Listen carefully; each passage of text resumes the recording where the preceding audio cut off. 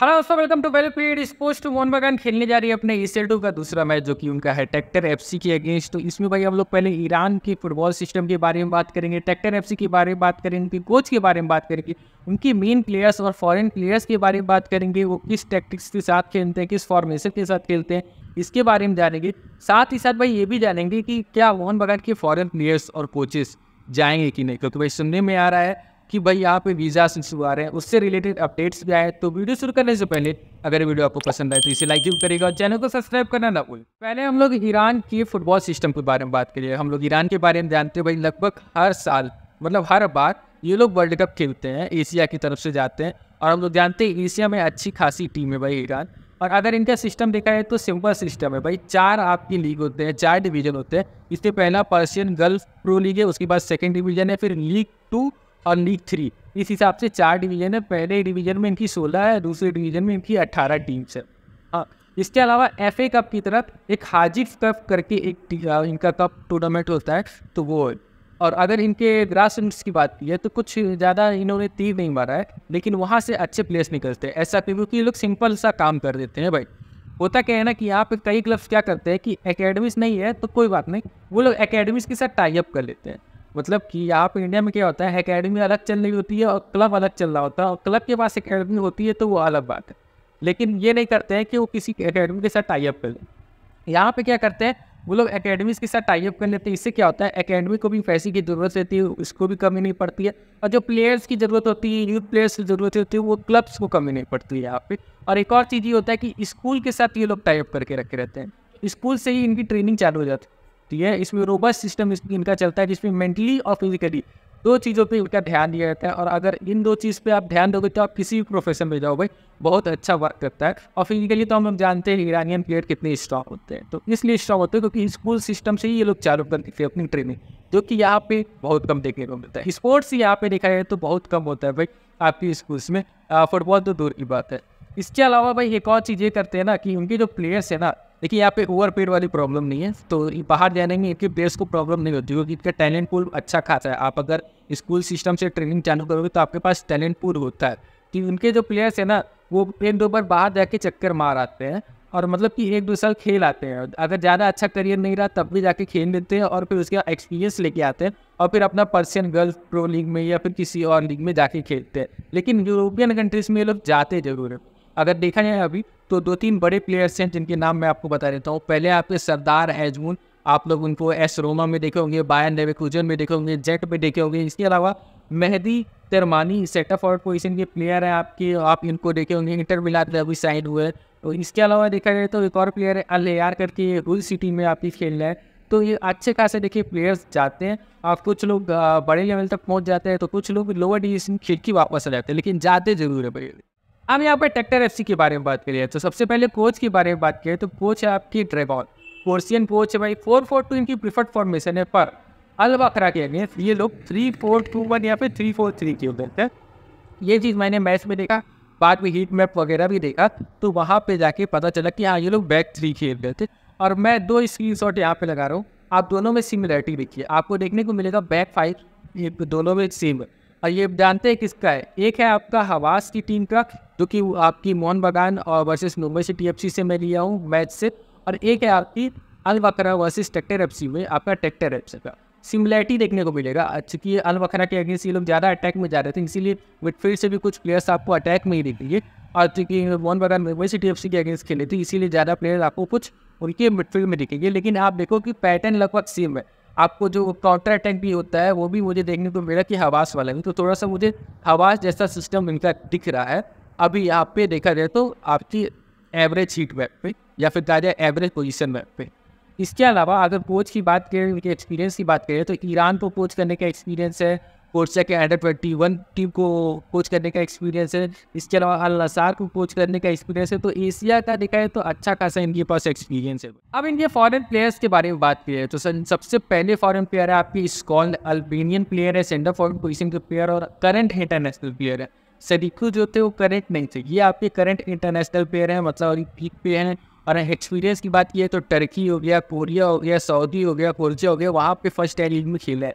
इसके अलावा दूसरे प्लेयर है टॉमिस्लाव, और भाई मैं ये कहूँगा कि इनके मेन सेंटर फॉरवर्ड तो मुझे यही लगे। अल वकरा में मैं देखा कि इनकी फिनिशिंग लाजवाब थी भाई, और ऐसी फिनिशिंग मैं देखना चाहता हूँ आईएसएल में, लेकिन ऐसी दिखती नहीं। वो कहीं से भी गोल स्कोर कर सकते हैं भाई, इनका शॉट बहुत ही शानदार रहता है, और गलती अगर किए तो ये छोड़ने वाले नहीं भाई। और फोर्सिया में खेलने का इनके पास एक्सपीरियंस है, लातविया में खेलने का एक्सपीरियंस है, पोर्चुगल के फर्स्ट और सेकेंड टाइम खेलने का एक्सपीरियंस है।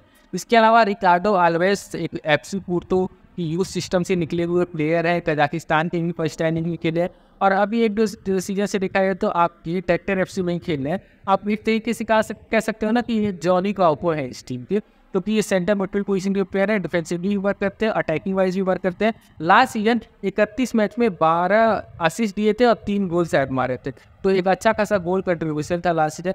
इसके अलावा इगोर करके एक डिफेंसिव मिडफील्ड पोजीशन के प्लेयर, एक पोर्सियन प्लेयर है, और हम लोग जानते हैं भाई बैक थ्री में डिफेंसिव मिडफील्ड पोजीशन के प्लेयर की बहुत अहमियत होती है। अब अगर इनके बेस्ट प्लेयर्स की बात करिए तो भाई सबसे पहले तो इनके गोलकीपर आते हैं। उनके गोलकीपर का नाम है अली राजे, जो कि भाई कहा जाए तो बहुत ही शानदार गोलकीपर मुझे लगे। अल वकरा जब इनके ऊपर चढ़ रही थी, क्योंकि वो इंडो गोल से ड्रिल कर रही थी, मतलब हार रही थी, तो गलतियाँ हो रही थी इनकी डिफेंस से, वो पासिंग में गलती हो रहा था, मिडफील्ड में प्रॉब्लम्स आ रही थी, जिससे चांसेस क्रिएट हो रहे थे अल वकरा के लिए, लेकिन अल वकरा फिनिशिंग नहीं कर पाए क्योंकि रास्ते में ये खड़े थे भाई। हाँ, तो एक तरीके से प्राइम गुरप्रीत सिंह संधू वाला मुझे रोल इनका नज़र आया। वो गोल जाने नहीं दे रहे थे भाई गोल के अंदर, नहीं तो अल वकरा ने अच्छे चांसेस क्रिएट करे। मैं बता दूं अल वकरा 8 फॉरेन प्लेयर्स के साथ खेल रही थी, लेकिन वो फिनिशिंग नहीं कर पाई, इसीलिए हम लोग को एक तरफा गेम दिख रहा है, नहीं तो अल वकरा ने भी बहुत अच्छा खेला भाई। दूसरे प्लेयर पे है तो वो है आपके टॉमिस्लाव, जिनके बारे में मैं आपको बताया हूँ। इनके तीसरे विन प्लेयर है रिकार्डो आल्वेस। इसके अलावा देखा है तो एक आपकी ईरान की प्लेयर है भाई, आपकी उसका नाम है अमीर हुसैन, जो कि एक राइट विंग पोजीशन के प्लेयर है, और left wing attacking midfield centre forward position पे खेल सकते हैं।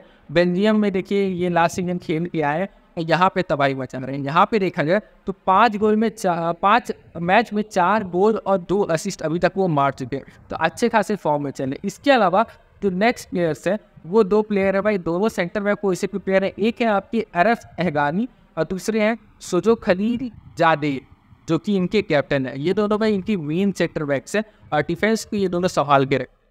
अब देखिए जितना मैं अल वकरा के मैच में देखा ना, तो ये लोग गलतियों पे पूरी तरीके से हिट करते हैं। तो मगर मतलब कि अगर मोहन बगान छोटी सी भी गलती करे तो जो रेसान जो फिनिशिंग नहीं कर पा रही थी ना, ये लोग फिनिशिंग करेंगे भाई, और आप अच्छे खासे गोल खाओ। दूसरा चीज़ ये है कि देखिए जब तक अल वकरा आपके सबमिट नहीं कर रही थी प्लेयर आगे और डिफेंडिंग करने की कोशिश कर रही, तो तब तक ये लोग चढ़े हुए थे। लेकिन जब अल वकरा अटैक करने आई और प्रेशर बनाई, प्रेस की अच्छा खासा, तब ये लोग भी गलती कर रहे थे। तो एक चीज़ तो साफ है भाई यहाँ पे कि अगर मोलिना रेसान वाला टैक्टिस इनके अगेंस्ट खेलने की कोशिश किए ना, तो पहले तो ये लोग प्रेशर बनाएंगे, जिससे आप गलतियाँ होंगी और अच्छे खासे गोल आप खाओगे, और फिर वापसी करने का भूल जाओ। वैसे भी मुश्किल लग रहा है मोहन बगान का जीतना, लेकिन पूरी तरीके से हारोगी, फिर कोई इज्जत नहीं रह जाएगी। इसलिए भाई मैं तो कहूँगा भाई अपना फ्री फ्लोइंग फुटबॉल खेलो, अटैक पे जाओ, प्रेस करो। हाँ, हो सकता है आप गोल खाओगे, लेकिन आप गोल मारोगे भी, क्योंकि इनसे भी गलतियाँ होती है। थोड़ी सी अगर फिनिशिंग सही कर लो, जेई मैक्लेयर अगर अपना वो ऑरा दिखा दे, तब मेरे हिसाब से आप गोल भी स्कोर कर दोगे इनके अगेंस्ट। अब यहाँ पे बात करिए भाई क्या मोहन बगान के फॉरेन प्लेयर्स जा सकते हैं। तो देखिए पहला अपडेट यह आया था कि मोहन बगान के जो फॉरेन प्लेयर्स और फॉरेन कोचेस हैं, मतलब मोलिना वगैरह, वो नहीं जाने वाले हैं आपके स्क्वाड के साथ ईरान। ये अपडेट आया था, लेकिन मार्कस सर ने ये अपडेट दिया है कि कोई वीज़ा इशू नहीं है। ये जो प्लेयर्स हैं उनके ऊपर है कि वो जाएंगे कि नहीं। असल में क्या है कि ईरान का हम लोग जानते हैं क्या प्रॉब्लम है, वो मुझे बताने की ज़रूरत नहीं है। इसके अलावा यूरोपियन कंट्रीज़ और यूएसए वगैरह का हम लोग जानते हैं क्या प्रॉब्लम है। वो लोग चाहते हैं सबके ऊपर कंट्रोल करना, और अगर नहीं कर पाते हैं तो इसको और भी ज़्यादा बदनाम करते हैं, और ईरान तो पहले से ही बदनाम है। तो वो लोग किए हैं, और वो लोग क्या करते हैं ना, अपने सिटीजन्स को ये सलाह देते हैं कि आप इस कंट्री में नहीं जाएगी।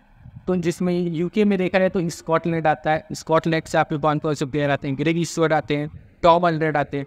ऑस्ट्रेलियन कंट्री जो है, मतलब ऑस्ट्रेलिया है, वो भी यही चीज़ कहती है। तो ऑस्ट्रेलिया से कौन आता है, Jamie Maclaren, Jason Cummings, Dimitri Petratos आते हैं। यूरोपियन कंट्रीज भी कहते हैं, जिसमें आपके मोलिना हो गए, अल्बर्टो रोड्रिगेज हो गए, ये सब ही आते हैं। पोर्चुगल भी आ जाता है आपका।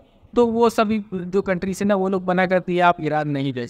लेकिन आखिरी जो डिसीजन होगा ना, वो प्लेयर के ऊपर होता है कि वो जाना चाहते हैं कि नहीं। वीज़ा इशू ईरान की तरफ से नहीं है, इसीलिए कई लोग तो कह रहे हैं कि ट्रैक्टर एफसी का पॉइंट डिडक्शन होना चाहिए कि वो फॉरेन प्लेयर नहीं ले जाने दे रहे हैं, वो नहीं होगा, क्योंकि वो लोग तो कह रहे हैं आप आइए, आप खेलिए, हम लोगों को कोई मतलब। प्रॉब्लम है कहाँ से? तो प्लेयर्स की कंट्रीज की तरफ से। अब प्लेयर्स के ऊपर क्या वो अपनी कंट्री का बात मान के रुक जाते हैं या फिर वो मोहन बगान के साथ खेलने जाते हैं, जो कि होता हुआ नहीं दिख रहा है। इससे पहले भी नशा जी के अगेंस्ट मुझे याद है मुंबई सिटी एफसी बिना फॉरेन कोच मतलब कि टेस्ट बकिंगम अब बिना फॉरेन प्लेयर्स से गई थी, अच्छे खासे गोल खा के आई थी, तो वहाँ पे भी उनकी हालत ख़राब हुई थी। और वैसा ही कुछ मुझे मोहन बगान का भी देखने को मिल रहा है भाई, कि उनकी भी हालत ख़राब हो सकती है वहाँ पे। तो अब देखते हैं भाई मोहन बगान के कौन कौन से प्लेयर्स जाते हैं और जा पाते हैं कि नहीं, और किस स्क्वाड के साथ मोहन बगान जाती। तो भाई ये था मेरा छोटा सा प्रीव्यू आपके ट्रैक्टर एफसी वर्सेस मोहन बगान को लेके। अगर ये वीडियो आपको पसंद आया हो तो इसे लाइक जरूर करिएगा और अपने थॉट्स हम लोग को कमेंट करना ना भूलें और सब्सक्राइब जरूर करिएगा।